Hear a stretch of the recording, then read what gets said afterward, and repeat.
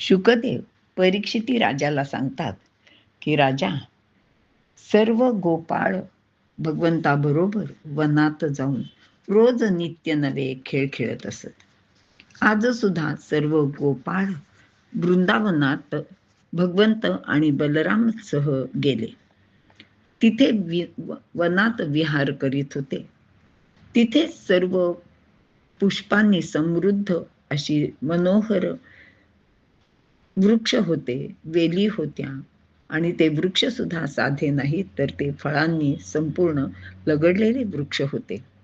श्रीकृष्ण, बलराम आणि सर्व गोपाळ ते सर्व पाहून खूप आनंदित झाले.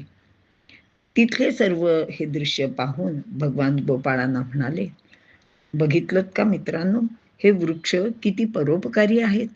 हे आपल्याला छाया देतात, सुगंधी फुले देतात, फळे देतात आणि या प्रकारे ते सर्वांची सेवा करतात. बर, इथले हे पक्षी, हे भ्रमर, हे सुद्धा बघा कसे आहेत. हे भ्रमर किती गोड गुंजारव करतात. कोकिळा आपल्या मधुर कंठाने सगळ्यांना बोलावते आणि गाऊन त्यांचे मनोरंजन करते. इथली हरणे तर किती निर्भयपणे बागडत असतात.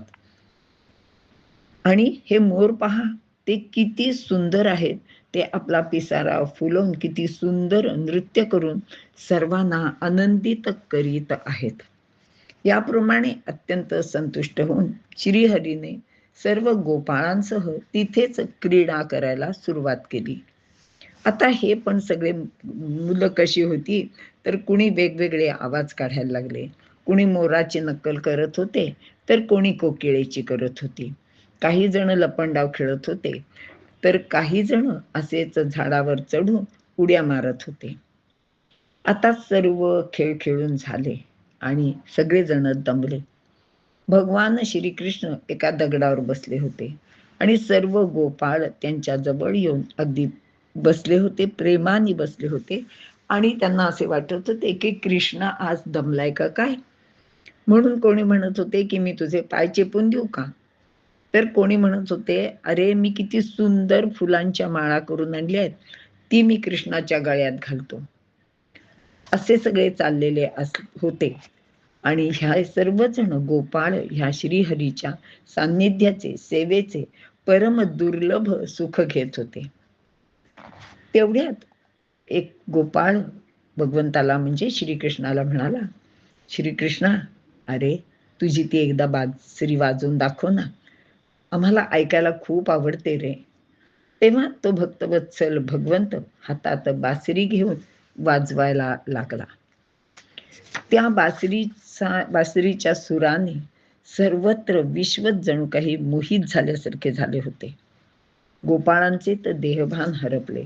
गाई वसरे तोंडातला घास खायचा म्हणजे गिळायचा विसरून गेले. पशु पक्षी हरणे सगळे स्तब्ध होऊन त्या दिव्य बासरीचे सूर ऐकत जागच्या जागी उभे राहिले. असा हा भगवंत त्याच्या बासरीचे स्वर ऐकण्यासाठी सर्वच जण नेहमीच उत्सुक असत. श्रीहरीची ती त्रैलोक्य मोहिनी बासरी ऐकण्यासाठी सगळेच जण चातकाप्रमाणे वाट पाहत असत. कधी कधी काय व्हायचे की या श्रीकृष्णाच्या बासरीचे स्वर थेट गोकुळात पर्यंत पोचायचे. ते तिथल्या गोपाळांच्या कानावर जायचे आणि ते काम करता करता तसेच स्तब्ध उभे राहायचे. तर त्या व्रजश्री स्त्रिया म्हणजे गोपिका ते सूर ऐकून अगदी जागच्या जागी एखाद्या पुतळ्याप्रमाणे उभ्या राहत असत. त्यांच्या हातातून असलेल्या वस्तू गळून जात असत. त्या देहभान विसरून जात. क्षणभराच्या त्या मधुर दिव्य बासरीच्या नादाने चराचर व्याप्त गूढ परमात्मा आपल्या मायेने गोपपुत्राचे रूप घेऊन अनेक लीला करून सर्वांना रमवीत होते. असे सांगतात की कृष्णाच्या बासरीचे सूर ऐकले, कानावर पडले, तर गोपिकांच्या घरात चुलीत जी लाकडे जळत असत, ती जळायची लाकडे असायची, ती विझून जायची आणि त्या लाकडांना पाझर फुटायचा, म्हणजे त्याच्यातून पाणी वाहायला लागायचे. असे हे गोपाळ आणि त्यांचे हे मित्र आणि हा स्वतः भगवंत वेगवेगळ्या अशा क्रीडा करत असत. आता आज काय झाले की सुबल आणि श्रीदामा हे दोघे जण बलरामाजवळ आले आणि ते म्हणाले की रामा, तुला एक गंमत सांगू करे. इथून अगदी जवळच एक वन आहे. त्या वनात ताडाची झाडे आहेत. त्याला खूप सुंदर ताडफळे लागली आहेत. ती आम्हाला सगळ्यांना खूप आवडतात. आम्हाला ती खावीशी सुद्धा वाटतात. पण तिथे एक दुष्ट असुर आहे. तो तिथे कुणालाच येऊन देत नाही आणि ती फळेही घेऊन देत नाही. आणि तो असुर नेहमी गाढवाच्या रूपात वावरतो. आता त्या वनात काय सुगंध येतो फळांचा, तर तू असं कर ना, तू आम्हाला तिथे घेऊन जा. तू बरोबर असलास की आम्हाला त्या असुराचीही भीती असणार नाही. आता हे ऐकून कृष्ण आणि बलराम सर्व गोपाळांबरोबर ताडवनात गेले. ताडवनात गेल्याबरोबर बलरामाने एका हाताने ताडाचा वृक्ष हलवला आणि खूप सारी फळे खाली पाडली. तेव्हा आनंदाने ती फळे वेचून पोरे खाऊ लागली. झाडांचा आणि फळे पडण्याचा आवाज ऐकून तो भयंकर धेनुकासूर गाढवाच्या रूपातच तेथे धावत आला आणि भयंकर आवाजात ओरडत गोपाळांवर धावला. गोपाळ तर घाबरले. पण बलरामाने मात्र त्याचे जे लांब कान होते, म्हणजे गाढवाचे कान लांब असतात, ते दोन्ही कान त्याचे धरले आणि त्याला मागे ढकलले. परंतु तो बलरामाच्या अंगावर मागच्या पायांनी लाथा झाडू लागल्या. तेव्हा बलरामाने त्याचे ते दोन्ही मागचे पाय उचलले आणि त्याला अधांतरी गरगर फिरवले आणि एका ताडाच्या झाडावर फेकून दिले. खरे तर बलरामाने जेव्हा त्याला हवेत गरगर फिरवले होते, तेव्हाच त्याचा प्राण गेला होता. आता त्याचे ते प्रेत जेव्हा झाडावर पडले, तेव्हा ते ताडाचे झाड मोडून पडले आणि त्याच्या अंगावर तो धेनुकासूर सुद्धा मरून पडलेला सगळ्यांना आढळला. आता खरं तर हा बलरामच आहे. ह्याच्या अंगात खूप ताकद आहे आणि त्यांनी ह्या अशा गोष्टी अनेक वेळा केलेल्या आहेत. आता इकडे काय झाले की आपला हा मित्र असलेला असुर गेला आणि त्या कुठल्या तरी त्या बलराम नावाच्या एका छोट्या मुलाने आपल्या मित्राला मारले असे पाहून तेथील त्याचे अनेक मित्र म्हणजे असुर धावत आले. पण बलरामाने अगदी धेनुकासुराप्रमाणेच सर्वांना त्याच्या भेटीसाठी वरती पाठवून दिले. असा हा बलराम अत्यंत पराक्रमी आणि खूपच शूरवीर असा होता.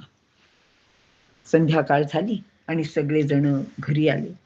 घरी आल्यावर नित्याप्रमाणे आज काय काय गंमती जमती केल्या अशी सगळी हकीकत मुले आपल्या घरी सांगत असत. त्यांनी ही धेनुकासुराची हकीकत आपल्या आईवडिलांना सांगितली आणि आता ते जे गोपाळ होते, त्या गोपिका होत्या, त्या म्हणल्या की अरे बापरे, हे दोघं भाऊ म्हणजे एका चढीत एक आहेत. कृष्ण पराक्रमी आहे तर हा बलराम महापराक्रमी आहे. हा बघा, हा सहजगत्या असुरांना मारून टाकतो. अशी ही या दोघांची गोष्ट होती आणि असेही यांचे विविध पराक्रम, विविध क्रीडा गोकुळात म्हणजेच वृंदावनात सातत्याने सुरू होत्या. धेनुकासूर ह्याचे तोंड गाढवासारखे होते. तो तालवनाचा रखवालदार होता. धेनुकासूर म्हणजेच हव्यास आहे. तो संग्राहक आहे. तो संग्रहाचेच प्रतीक आहे. आग्रह, संग्रह आणि पूर्वग्रह सोडले तरच अनुग्रह होतो. पण एखाद्याची इच्छा म्हणजे कामना जी असते त्याची तृप्ती कधीच होत नाही. त्याचा हव्यास कधीच संपत नाही. मात्र तो हव्यास संपला की मग धेनुकासुराचा वध होतो. आणि प्रत्येकाने ही गोष्ट लक्षात ठेवली पाहिजे की आपल्याला जे काही आयुष्यात मिळालेलं आहे त्याचे आपण रखवालदार आहोत. आपण त्याचे मालक नाही आहोत आणि आपल्याकडे असलेल्या सर्व गोष्टींचं आपण योग्य ते विनियोग केला पाहिजे, म्हणजे इतरांना ते आपल्याला देता आले पाहिजे. आता हा धेनुकासूर तिथे असलेली ती जी फळं होती, तो कोणाला देत नव्हता. अर्थातच ती फळे वायाही जात होती. तर असं भगवंतांनीच आपल्याला जी काही देणगी दिलेली आहे, म्हणजे निसर्गात जे काही निर्माण झालेलं आहे, त्या गोष्टी वाया घालवणे हे सुद्धा एक प्रकारचे पाप आहे. आणि असे पाप कोणी करू नये यासाठीच ही धेनुकासुराची म्हणजेच हव्यास संपवण्याची गोष्ट इथे भागवतात आलेली आहे.